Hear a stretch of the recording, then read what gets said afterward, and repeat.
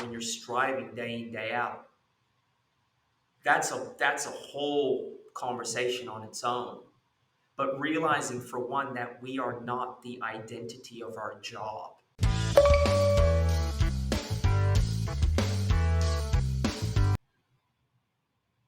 Today we have Singh, founder of Ultrahabits. Welcome, RJ. Thanks for having me, Ryan. I really appreciate being on your show. Yeah, welcome. So Yeah. tell us about your business.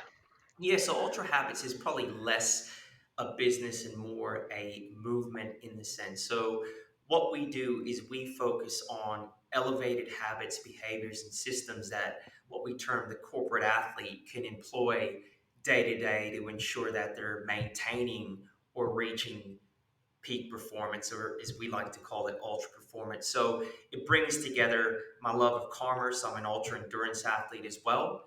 I have a kind of holistic approach in my own life, and it brings these three things together. And we then interview people that have similar ethos and philosophy in the podcast to then disseminate this wisdom and knowledge to our audience. I love that. That is so good.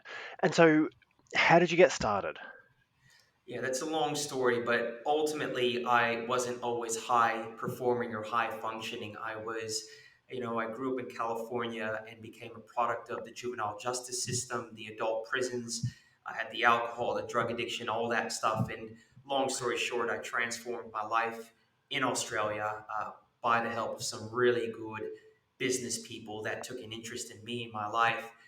My life's work that is now culminating through Ultra Habits is really a cohesion of what I've learned in business, my approach and philosophy to business, what I've learned in ultra endurance, where I'm running 100 kilometers, over 100 kilometers in a race at any given time, and also what I've learned through kind of my spirituality, and that we bring that all together, and we then explore that with other guests that have similar interests. So our guests will range from academics to executives, military elite, athletes, everyone that has a performance orientation, and we're really interested in understanding their design for living. Mm, yeah, so good. I'm all about mindset in business, in family, in all areas of life, really. I mean, like if your mindset is on point, then everything else kind of flows from that, doesn't it? You're 100% right. I mean, where the space between the ears is the jumping off point, right? Like that's where we create our reality. Uh, and the way that we perceive or interact or interface into the world really dictates how we be in the world. It really does, doesn't it? And so, where do you think Ultra Habits can bring the most value to the marketplace? Yeah, so what we really unpack at Ultra Habits is key habits, the integration of these habits, and it's within the context of the corporate athlete. So habits in itself, they're agnostic, right? And a lot of it is context. So for the executive that is looking at killing it in work, you've got competing interests, family, physical health, mental health, the results at work, your free time, all these things come together. And we as executives need to understand and have systems and habits to ensure that we're well integrated in our approach, right? So it's really geared for that executive that's climbing the top or the executive that's already there. And the conversations that we have are really going to provoke thought and help you implement these habits and systems in your own life. That's ultimately the aim. Yeah, that's great. And can you give any examples of any of those particular habits that you've seen, like just really transform, some of your guests or your clients? Yeah, so I think it's the integration of habits, and is James Clear from Atomic Habits talks about that compounding effect.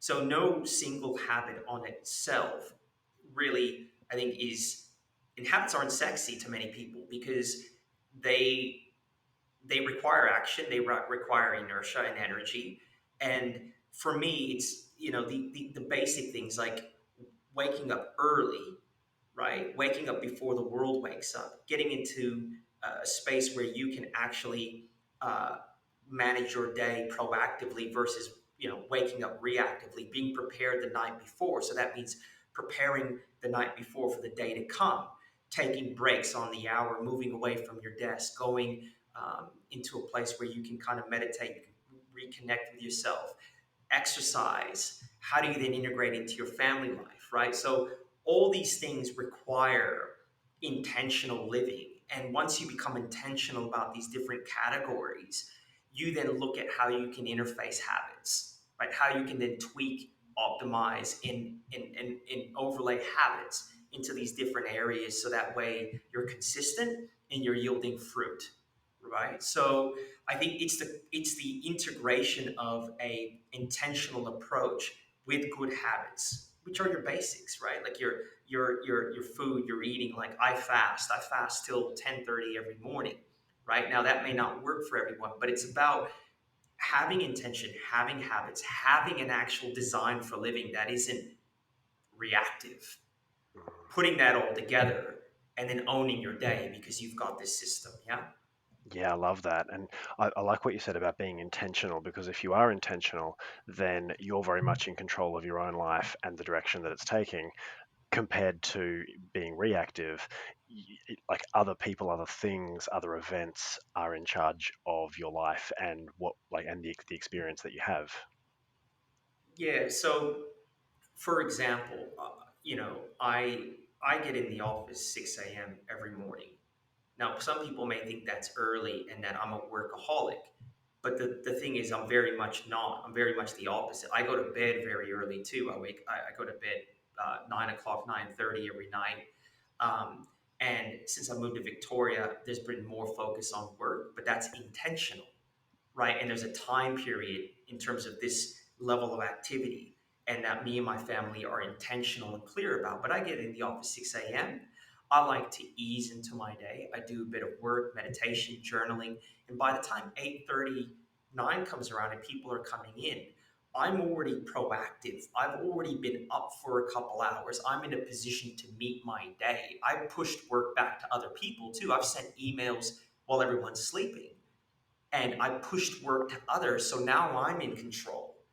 Now other people owe me responses. And that to me is a way that I manage my environment in a world that's ambiguous, right? Like you can't control everything, Yeah. but you can set the stage. Yeah, that's good. And so, could you give us one or two insights that for a business owner or CEO who's looking to get to that next level, what would that look like? What could they work on? What have you found has worked in your life that could help them achieve their next level of business growth? I think the first stage is to understand that and really make the connection between your inner game and your output. Like if people aren't making the connection and they think that I'll look at the inner game after it's completely wrong. The inner game is really the game, and that and the life and business requires functional skill. So if you're in a business of your own, one can assume you've got functional skill, i.e., subject matter expertise. But the competitive advantage, the longevity, the ability to lead is going to come from the inner game, right? So first, it's we've got to get interested in our inner game, and then we start to tweak and we start to get interested in what's my diet, how do I exercise, what type of exercise do I like, right? How much alcohol am I consuming? Start to assess and become aware. That is the very very beginning point.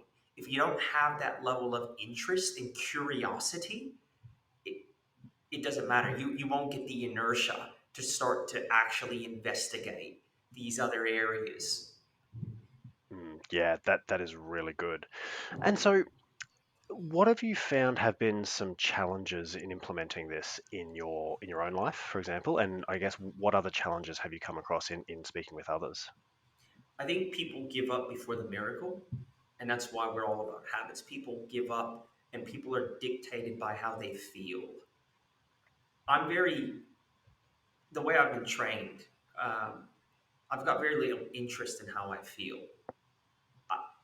I need to understand when something's niggling at me, if it's coming from a deeper place. But in terms of the superficial ups and downs of life, I pay really no heed to it because that's the human condition. And people give up, or people buy into how they feel. And what people need to understand is when you decide to implement a new activity, it takes inertia and it takes will. And we're either moved by pleasure or pain. And you've got to really amplify the potential pleasure, the upside, or be prepared and really truly understand the pain it's causing. And once you have that, for instance, if it's 5 a.m. to go to the gym, understand it's going to suck for 30, 60, 90 days. But if you use your will, you understand why you're doing it, move with intention, what will happen is that it will become who you are. It's not something you do. And that's when it's truly integrated. And I think most people give up before that happens because they succumb to the feeling, what they feel like. You don't win wars, and you don't win battles, and you don't win the fight based on feelings. It's about consistency and commitment. Yeah, that's so true.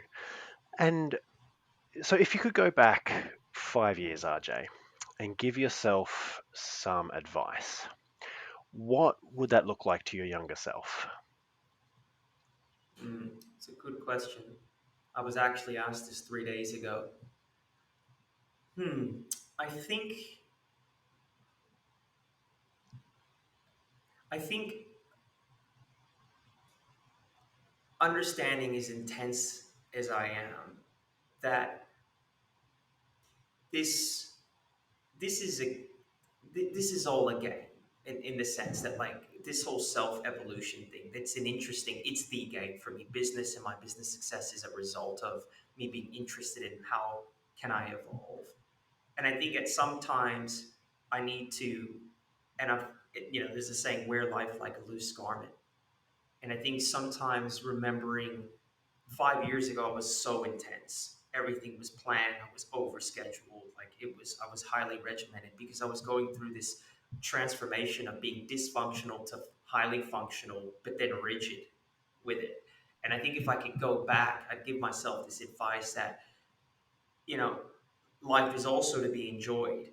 The process is also to be enjoyed as well. And we need to be skillful in intensity, but also enjoying life.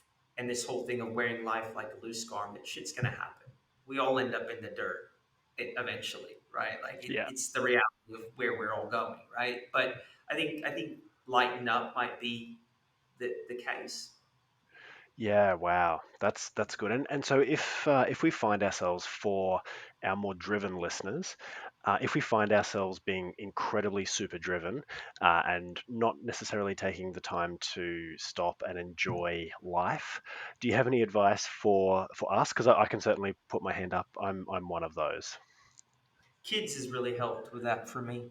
Yeah. Having kids, I think we need to be skillful and realize that on a functional level, we have what I call our craft, and you can push yourself as hard as you want when it comes to that, and that's all engaging and all encompassing, and that's fun.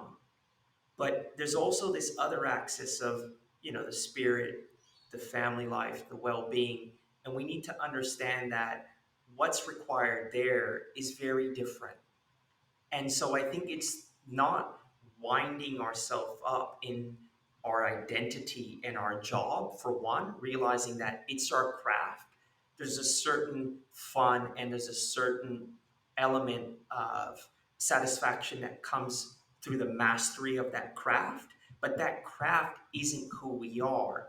Who we are is not time bound, there's no striving. With our craft, we strive. because we continue to push ourselves to become better. But in terms of happiness, what people call happiness and contentment, that's to be found now. And overlaying those two is challenging and requires skill. It requires skill. You know, you talk about people like Eckhart Tolle, the power of now. Well, how do you implement that type of ethos and philosophy when you're striving day in, day out? That's a whole conversation on its own. But realizing for one that we are not the identity of our job. Mm. And I, I I think think that's a I, major one. yeah, I think that it's interesting that you bring up identity because I've heard it a lot actually that true change only really comes when you have a change of your identity. And when you as a person change, then your habits change. You know, you're like the reflection of that externally comes from that change of identity internally. Yes. So your habits will support the identity you form. There's the Oh, I like that. Yeah. okay. Now, here's one though as well. You'll come to a place when you realize that any view you have of yourself is actually an illusion anyway. That's beyond that step, though. So there is a purpose in getting individuals that have a non serving identity to recalibrate that to a higher, more ideal identity. But at a certain point, identities are problematic. But you still would rather orientate a dysfunctional person from a negative identity to a positive one. But my ultimate view is that all forms of identity are really an illusion because what we're doing when we have an identity is we are effectively objectifying ourselves. We're looking at ourselves with a view on how we think we look. And that can be problematic as well. But that's another, again, a bigger and wider conversation. Yeah, no, that's good. I love that though. That's yeah, that's really cool. So finally, RJ, who can you best help? And if they want to get in touch, how can they get in touch with you? We love the alpha community, man, women, dog, whatever. Like we love our tribe at Ultra Habits are people that are hyper driven, hyper focused, may not feel that they can divulge some of their stuff in the work context. And the community that we've created is our leaders, are people that want to access more skills within their craft, but also within their personal development piece in a way that helps them become a better integrated leader or individual performer. That's our crowd. That's our tribe. And so anyone that is interested in this, what I would say is go to the podcast, and that's really where you'll get all the flavor of what we're doing. Yeah, wonderful. RJ, thank you so much for coming on the show today. It's been amazing just getting the insights and the direction around mindset. That's it's been great. Thank you very much. Thank you, Ryan. And I would say anyone that wants to find out about us, go to www.ultrahabits.co. Yeah, wonderful. That's really good. And guys, please check it out. It's the mindset game is it'll change your life. So thank you, RJ. No problem. Thanks for having me.